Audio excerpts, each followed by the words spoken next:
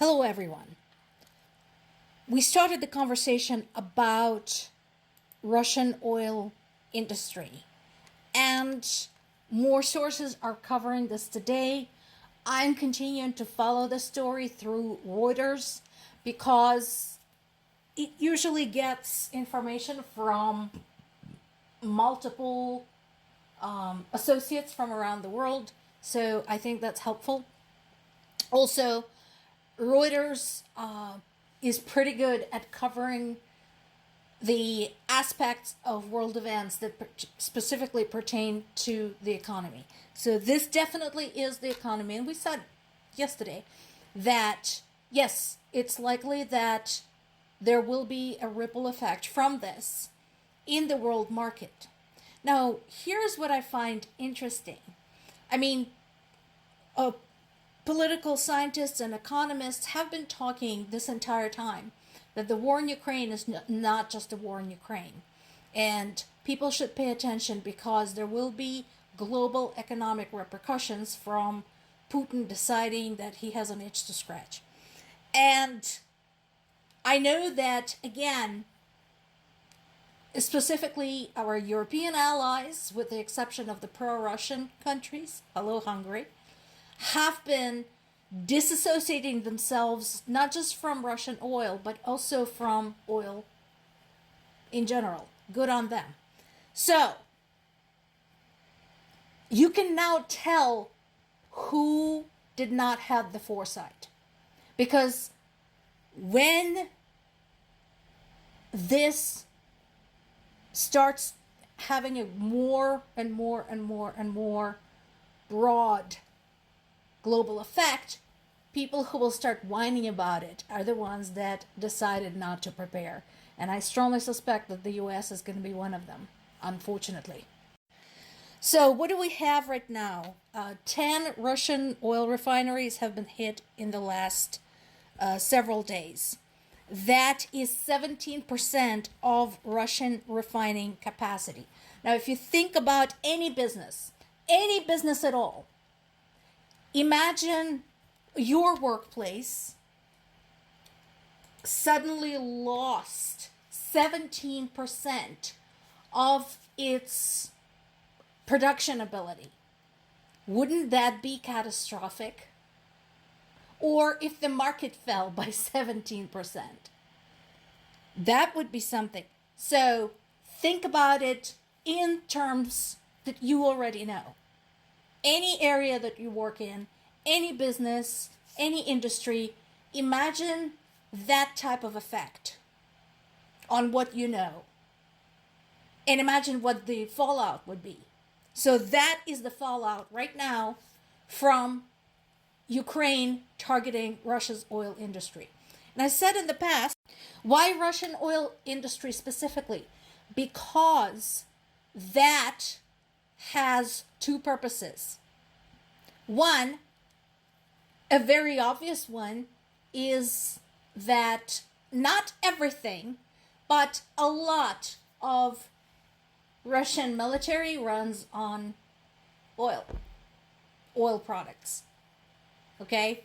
So, Ukraine has warned Russia, you keep with this shit, your oil, everything becomes a valid military object.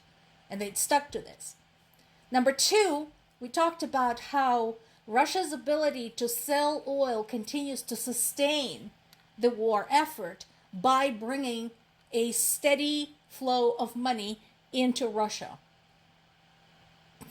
India continues buying Russian oil, Hungary, Slovakia. And we talked several times about the shadow fleet. That bit is really complicated because we're still tracking who is trucking that shit and where. So, as the result, Russian oil industry is a target both in the very serious, direct military sense and as a general point of sustainability for Russian economy.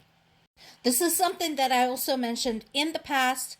So more and more allies are looking at what Ukraine is doing in terms of military technology development. Since my dad is an engineer like me by education, he and I can kind of talk about this fairly intelligently. And I ask him a lot, is anybody jumping on this particular bandwagon? Because if they're not, they should. A lot of people are trying to figure out, holy cow, how is it that Ukraine, that has a fraction of Russia's population, somewhere between 1/3 and 1/4 of Russia's population, how are they managed to hold it off? How are they doing this with such a long front line? How are they doing it with the exhausted troops? That is how. They are perfecting and constantly evolving the whatever technology is available to them domestically, including, of course, the drones. And I mentioned this before. We have the aerial drones, we have the ground drones, we have aquatic drones and drone launch platforms. So that is all in the works. And within each of those groups of drones, there are numerous subcategories designed for different tasks. Some of them are strictly intelligence gathering drones, the reconnaissance drones. They're not supposed to hit anything, they're just flying around photographing shit. Some of them are track and destroy. Some of them are programmable targeted drones.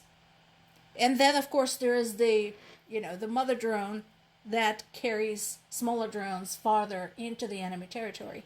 So all of that is going on. And again, think about the fact that all of this has been developed while Ukraine was getting the shit pummeled out of it. All of this, from the design part to building the prototype, testing the prototype, setting up the manufacturing, actual manufacturing, testing, etc., and then shipping it off into the field. I don't know about anybody else. I'm impressed. I've worked in the manufacturing environment. I know the production process.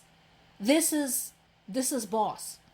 Now, here's something to keep track of. No, I'm not talking about Kremlin's spokesperson Peskov in whatever it is going on with his face, but the official request from Kremlin to keep U.S. and Russia conversation about Ukraine private. Why? Why would they ask about that? Considering, they are mentioning Ukraine in that very request. You're discussing the future and the sovereignty of another country. No, I'm sorry. You cannot keep it to yourself. And here's a little bit more for those who still believe Russia is winning unequivocally. They're so desperate for more soldiers, they're recruiting HIV positive civilians and prisoners. So, if you have some particularly Putin-loving friends and family and they decide to go over, you might want to warn them that if anything happens to them at the Ukrainian front, they might get a transfusion from somebody with HIV or hepatitis or both. Just a thought. And in addition, Russia, that claims that they're bringing peace and prosperity to everyone, it had caused devastating humanitarian crisis and ecological crisis pretty much in every part of Ukraine they had occupied so far. This article talks about the Donetsk and Luhansk region, as well as portions of Kherson and my native Zaporizhia regions that Russia have been occupying and the shit that's been going on there. The article is in today's news release by Kyiv Independent, and it has videos. But make sure that you have a strong stomach, because that is not for the flimsy, those videos. And specifically in Kherson and Zaporizhia region, the water crisis is exacerbated by the fact that they have blown up the Kakhovka Dam and the water ran out, literally. This is what everybody should see. This is what Russia brings to the world. Nothing good. More to come.